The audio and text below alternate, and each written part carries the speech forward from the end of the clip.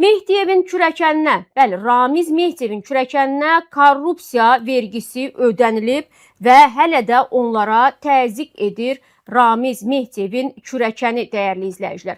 Bəli, söhbət təbii ki, adı İlham, soyadı isə Əliyev olan Ramiz Mehdiyevin kürəkənindən gedir. İqtisadçı Natiq Cəfərli Azərbaycandakı biznes mühitinə süni müdaxilələrlə bağlı paylaşım edib.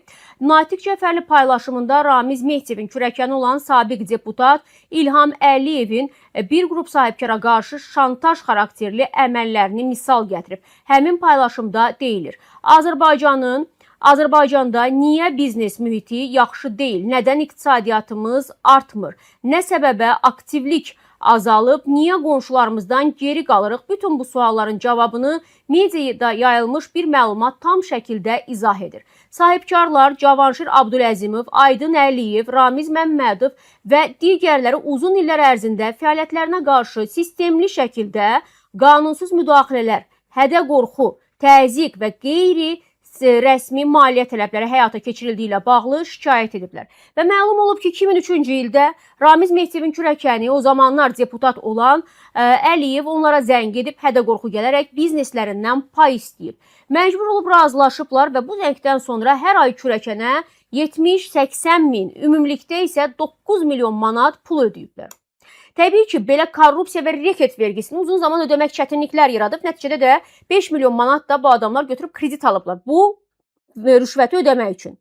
Və paralel olaraq rəsmi vergiləri də ödəmək lazım gəlib, ödəyiblər, amma hələ də 130 min manat vergi borçları var. Bundan başqa onlara bu illər ərzində Ekologiya və Təbii Sərvətlər Nazirliyi tərəfindən də 600 min manatdan artıq cərimə tətbiq edilib və həmin məbləği kredit və borc hesabına ödəməyə məcbur olublar. Sahibkarlar deyir ki, kürəkən hələ də onlara təzyiq edir ki, etdikləri şikayəti geri götürsünlər. Hə deyir, mən demirəm ki, bunu Natiq Cəfərli şərh edir ki, mən demirəm ki, bu sahibkarlar aydın arı sudan dururdular və yaxud da süddən çıxmış ağ qaşıqlardır.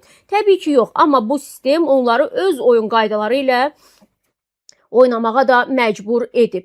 Bu hekayə ölkədə yüzlərlə bənzər hekayələrdən sadəcə biridir. Mətbuata gün üzünə çıxanlardandır. Görün hələ nə qədər bilinmir və diqqətdən də kənarda qalır. Bugün kiçik orta biznes namusuna boğulub işləyir, xərclərini kreditlər hesabına qarşılayır. Başqa heç bir yerdən işıq gəlmir və ümid edirlər ki, nə zamansa bu proseslər düzələcək. Böyük biznes isə büdcə xərcləmələrinin süni şəkildə qurudulmasına görə batır. Mənzərə bundan ibarətdir deyə Natiq Cəfərli bax bu formada bu prosesi dəyərli izləyicilər şərh edib.